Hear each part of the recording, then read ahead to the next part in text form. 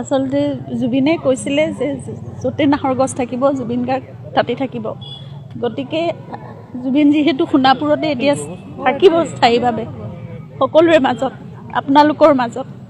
গতিকে আমি সকলোৱে বিচাৰিছোঁ বা স্থানীয় ৰাইজৰ লগতো আমি এই কথাটো আলোচনা কৰিছোঁ যে বহুতখিনি নাহৰ পুলি এতিয়া গোট খাইছে আৰু সকলোখিনি জুবিন ক্ষেত্ৰতে যিহেতু ৰোপণ কৰাটো সম্ভৱো নহয় আৰু অলপ দিনৰ পিছৰ পৰা হয়তো জুবিন ক্ষেত্ৰৰ নিৰ্মাণ কাৰ্য আৰম্ভ হ'ব। গতিকে তেতিয়া পুলিবোৰৰ সেই য'ত কোনো স্থানত ৰুই দিলে পিছলৈ পুলিবোৰ মানে বেয়া হৈ যাব পাৰে। সেইকাৰণে আমি ঠিক কৰিছোঁ যে সোণাপুৰৰ পৰা আৰম্ভ কৰি গোটেই জাগিৰোডৰ এইখিনি অঞ্চললৈকে এইখিনি গোটেইখিনি জুবিনৰ নাহৰ বন হওক। জুবিনৰ নাহৰ বন এটা খুব ধুনীয়া এখন ঠাইও হ'ব মই ভাবোঁ। নাহৰ বনৰ মাজত জুবিন খুব সুখেৰে থাকিবও পাৰিব আনন্দৰে।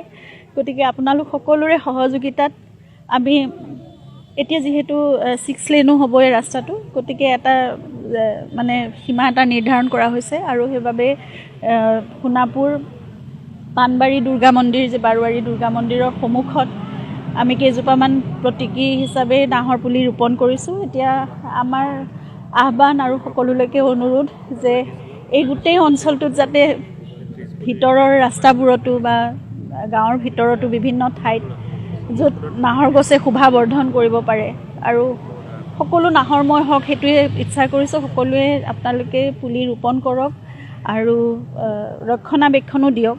অকল ৰুলে নহ'ব, গছজোপা ডাঙৰ হওক আৰু সকলোতে নাহৰময় হৈ থাকক, নাহৰৰ সুবাস বিয়পি থাকক, গোটেই ঠাইখন জুবিনময় হৈ থাকক, সেইটোৱে কামনা কৰিছোঁ আৰু সেউজ হৈ থাকক গোটেই অসমখন জুবিনে যেনেদৰে বিচাৰিছিলে।